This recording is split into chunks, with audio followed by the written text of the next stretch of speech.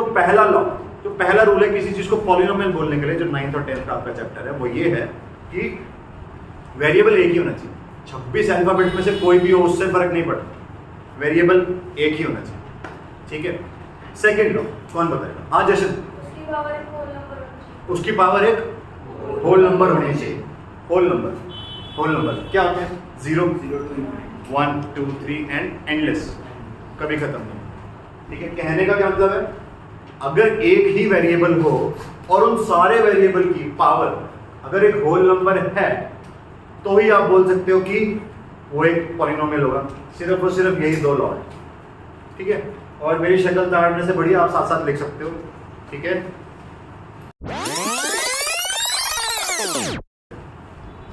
जैसे मैं एक एग्जांपल दूं,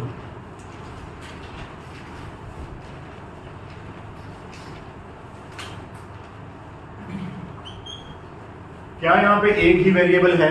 Yes. बिल्कुल है। उनकी पावर्स क्या हैं? 3 और 2। दोनों कंडीशन सेटिस्फाइड हो गई। Yes, sir. क्या इसको पॉलिनोमियल बोल सकते हैं? Yes, sir. ठीक है, तो ये पॉलिनोमियल है। ईमानदारी से बताओ मुझे, किस किस को नहीं पता जब पावर नेगेटिव होती है क्या होता है?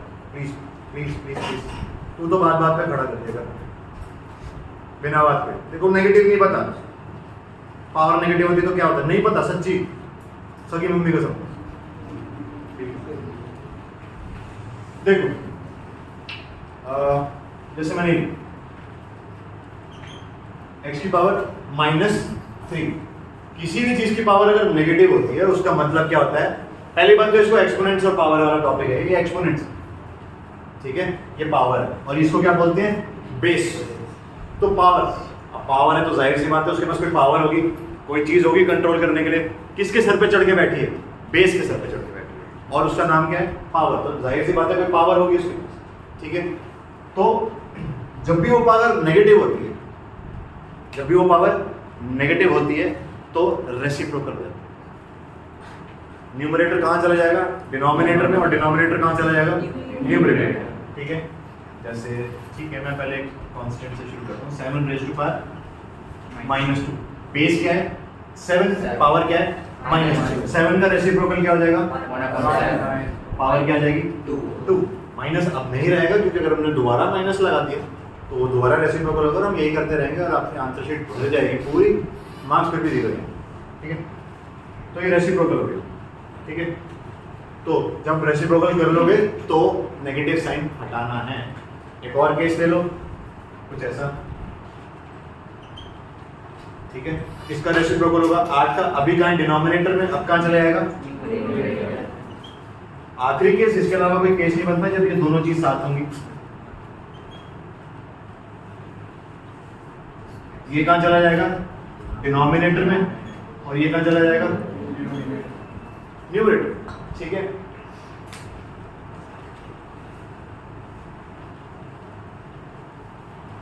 ये होता है नेगेटिव। अब जब भी पावर नेगेटिव होगी तो क्या वो पॉलिनोमियल होगा? नहीं। क्योंकि नेगेटिव नंबर्स जो होते हैं वो आपके होल नंबर है ही नहीं, ठीक है। क्लियर? ठीक है, ओके।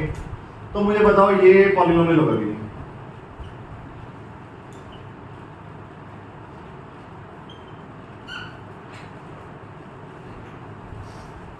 Yes. ये पॉलिनोमियल होगा, ठीक है। कौन कौन कह रहा होगा पॉलिनोमियल? कौन कौन कह रहा नहीं होगा? सिर्फ 2, ठीक है। तो ये एक लिविंग एग्जांपल है कि माइनॉरिटी हमेशा सही ही होती है अक्सर, ठीक है। माइनॉरिटी हमेशा सही होती है, बाकी सब नल्ले हो। और ये न जाने कितनी बार इंसान ये टॉपिक पढ़ चुका है और इसको खुद को याद नहीं है, पहले इसमें अटका था और गलत करा वैसे, ठीक है। वही कह रहा हूँ, आपको व्हाट्सएप नोट्स रोज पढ़ने होंगे तभी आप इम्प्रूव करते हो, नहीं तो सिर्फ आप उम्मीद कर सकते हैं और उम्मीद से कुछ नहीं मिलता, ठीक है।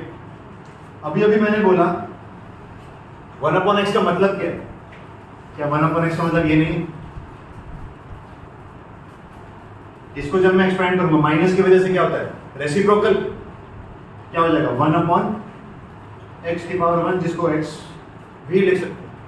तो जब भी डिनोमिनेटर में वेरिएबल होते हैं तो उसकी पावर 1 नहीं है, क्या है?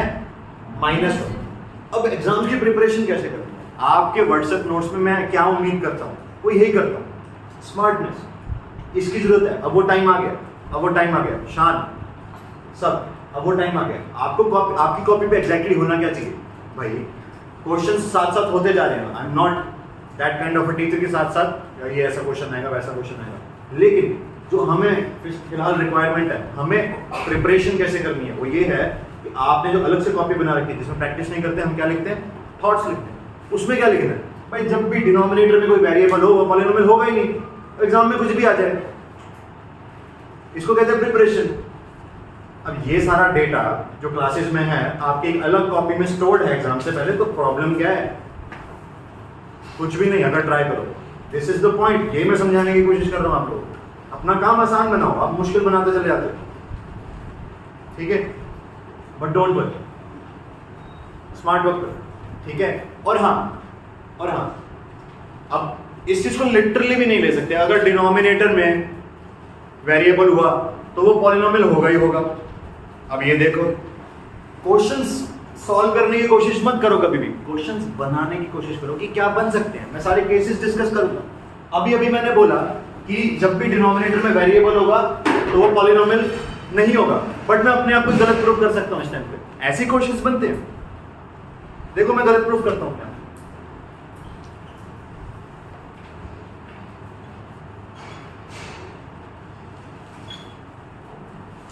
अब पिछले नोट्स के हिसाब से क्या था, जब भी डिनोमिनेटर में वेरिएबल होगा तो वो क्या होगा, पॉलिनोमियल नहीं होगा। लेकिन यार इसकी पावर नेगेटिव भी तो है, नेगेटिव की वजह से वो क्या हो जाएगा, रेसिप्रोकल के ऊपर आ जाएगा। तो फाइनली वो इक्वेशन क्या बन जाएगी, are you getting my point. Questions बनाने से को सॉल्व करने नहीं, आप अपने हिसाब से देखो क्या क्वेश्चंस बन सकते हैं, क्योंकि मैथ्स में क्वेश्चन सॉल्व करने से ज्यादा मुश्किल क्वेश्चन बनाने होते हैं। और हमेशा मैं तो आपको ये बोलता हूँ, मुश्किल काम पहले करो, आसान आपके पैरों में होगा।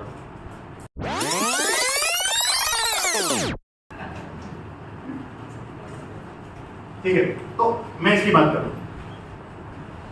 अब यार ये देख के तुम्हें एग्जाम में अंडर रूट देख के तुम्हारा रोम ऐसे जगमगा जाएगा, भाई अंडर रूट है, ये तो होते हैं विलन, मतलब पूरी बॉडी झंझना जाएगी। अरे भाई साहब अंडर रूट ना हो गया नवाजुद्दीन सिद्दीकी हो गया कि विलन ही है, ठीक है। कल गैंग्स ऑफ वासेपुर देखिए, ठीक है। अब इससे बचना, अब तुम्हारे नोट्स में जो चीज आनी चाहिए थी वो ये कि जब भी मेरे क्वेश्चन में अंडर रूट का क्वेश्चन है तो मुझे किस बात का ध्यान रखना है, सिर्फ उसकी पावर का। अगर पावर इवन हुई तो अंडर रूट सॉल्व हो जाएगा, अगर पावर ऑड हुई तो अंडर रूट नहीं सॉल्व होगा। और अगर सॉल्व हो गया कि ऐसे, ये क्या हो जाएगा, x इंटू एक्स, बाहर कितने x आ जाएंगे, सिर्फ एक। तो भाई अगर ये पॉलिनोमियल फिलहाल नहीं दिख रहा तो पॉलिनोमियल में कन्वर्ट करा जा सकता है, कैसे, सिंप्लीफिकेशन करके, और ऐसे क्वेश्चंस ही आएंगे।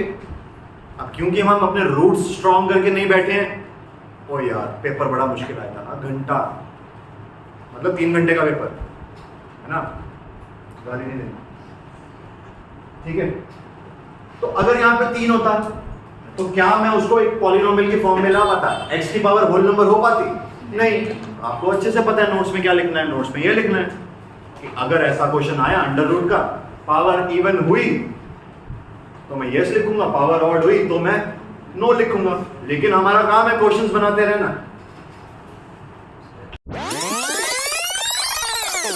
देखो अब हमारा काम है, आई होप आप में से कुछ बच्चे मेरी अप्रोच फॉलो करोगे क्वेश्चंस बनाने की।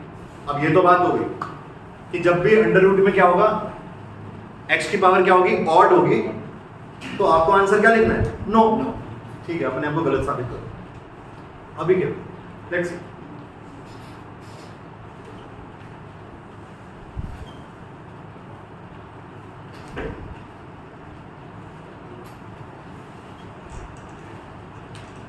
हाँ, अब मैंने तुम्हें नोट्स बना दिए, तुम लोगों ने याद कर लियो। तो 2 अंडर रूट दिख रहे हैं, इसकी पावर भी ऑड है और इसकी पावर भी ऑड है। हमने क्या किया, नो ये पॉलिनोमियल नहीं, पर ये पॉलिनोमियल है, कैंसिल आउट होंगे। देखो under root x multiply by under root x multiply by under root x, यही मतलब है इसका, ठीक है। नीचे क्या है अंडर रूट एक्स।